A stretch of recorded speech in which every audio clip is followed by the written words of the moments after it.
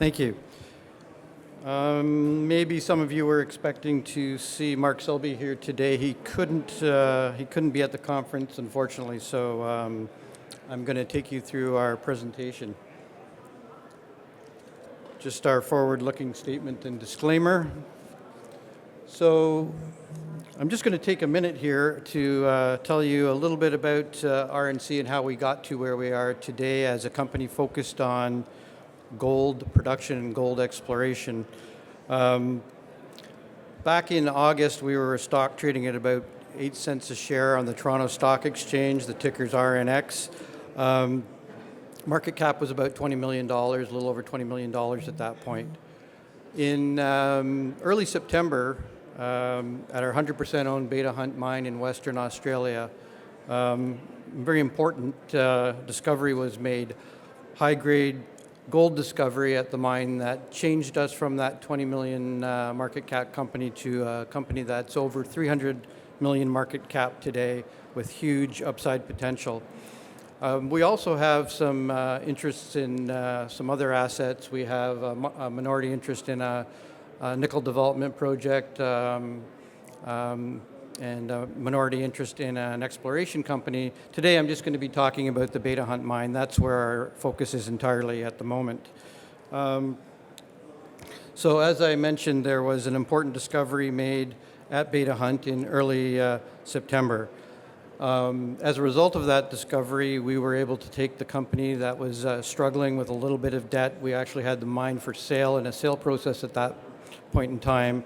We've moved to a position where we have positive working capital. We've eliminated all of our debt, and we've started an aggressive exploration program, and we are continuing to produce some gold from the high-grade discovery that we made, although we've slowed down our ramp. We've ramped down our bulk mining production at the moment while we're getting this exploration program finished. So the mine itself is located in a region in Western Australia that's produced over 20 million ounces of gold since 1897. The company where we're mining right now, we're on the Kambalda Dome. We're the only company that's mining in London basalts, which is where our high-grade gold discovery was made. And the reason is we're at an area where the dome uplifts so that that area is accessible to us. We have a very large ramp system. The mine's legacy is as a nickel producer. It was an old WMC mine. It has over 5 kilometers of ramp system right above the gold targets that we are now exploring. So we've got a big infrastructure advantage at the mine as well. We've also got, we've just closed a financing last week. We're well funded in terms of cash to get through this exploration program. Here's just another view of the location map of where we are, Western Australia. On this slide, what I'd like to point out, this is a cross-section that shows the depth where we're mining.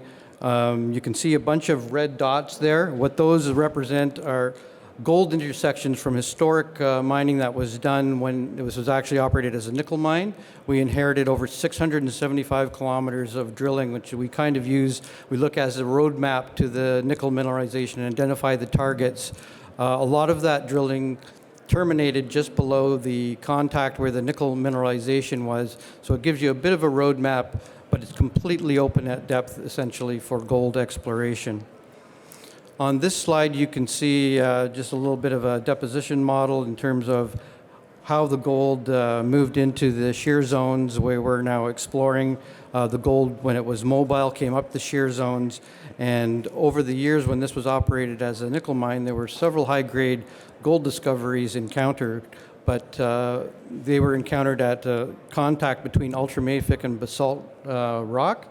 Where we made our large discovery in December was at a lower level in the mine, what we call a sediment level in the mine, and that is wide open for further discoveries of more high-grade gold. So that's what's particularly exciting to us, is that we're basically in a brand new zone that was previously unknown. Here is a plan view that shows a number of targets that from historical drilling And as I said, we've got a large drilling program underway right now, and we expect to be able to add a lot more intersections in the near future when we begin to report results from that drill program that began in late October of 2018. So a lot of people ask us when about that discovery, we called the Father's Day vein discovery. Was that just a fluke, or was there something behind that? And it's a little bit of both, really. About a year before the discovery, during some mine development that was occurring about 100 meters below the contact level between the ultramafic and basalts, the mine development team ran into some high-grade gold that they didn't expect to find there because it had always been associated in the past with the contact level, which was about 100 meters above where they were. So that began the process of understanding why was that there. It was quickly discovered that they were in a peritic sediment layer that was fairly well known academically, but nobody has been mining in that area. And as I mentioned, we're on the Kambalda Dome, and that's the reason for that. So fast forward a few months later, some more gold was found in the same area, further confirming the theory that there was something going on between the interaction between these shear zones at the Beta Hunt mine and the peritic sediment layer. Again, in July and August, some more of 2018, some more high-grade gold was discovered, and then the large discovery was made in September, continued to grow through October, ultimately about a 30,000-ounce discovery in a very, very small area. This slide shows a simplified structural model of what we're looking at. These areas are showing in the yellow line on the screen, you can see a representation of the peritic sediments. The white lines are representations of veining structures, and the two zones that we're concentrating on right now, the A zone where the Father's Day vein discovery was made, and the Western Flanks zone where we've got an exploration program underway right now. And the kind of the dark block running through the middle of those areas represents the shear zones. The kind of dark red area is the areas that we were targeting and areas where we expect to find more of these high-grade gold structures.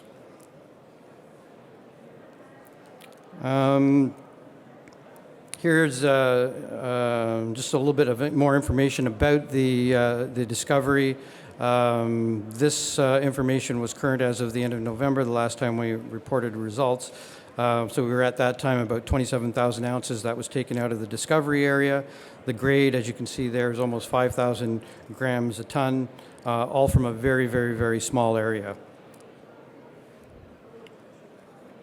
Some more photos here. The discovery area, you can see visible gold, the veining, peritic sediments within the basalt structures.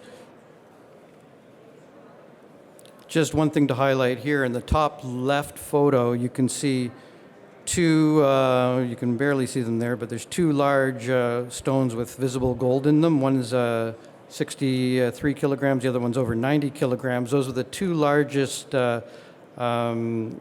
specimens from the discovery area, and you can see them just lying there on the ground after the blast. It was a very nice surprise. That largest stone there, we called King Henry after the first person to discover them after the blast, who was a miner whose name is Henry Dole.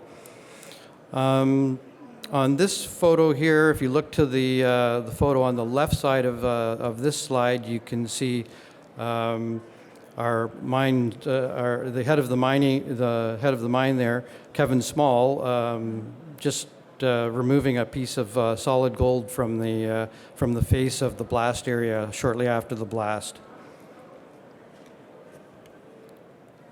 This is a representation of the area where the discovery was made. It shows the ramp system in red and an interpretation of the peritic sediment layers in blue. It shows that those are open on both ends, and this is the area where we're concentrating on in the A zone for the exploration program that is currently underway. And this cross-section is useful because it shows in orange, these are shear zones, In the yellow line that's running across represents the peritic sediments. These are of key importance because those little purple boxes on each of those 4 shear zones on the Beta Hunt property are high priority exploration targets where we do expect to see repeats of the high-grade gold discovery such as we saw in the A zone.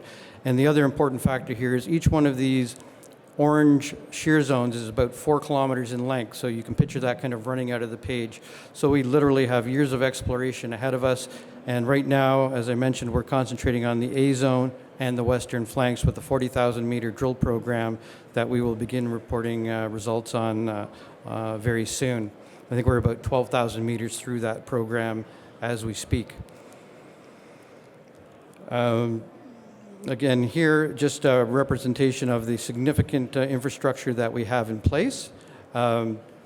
Property about 7 kilometers long, ramp system that probably is well in excess of $200 million to replace, and as late as the 2000s, about $100 million of capital development had been put into that mine.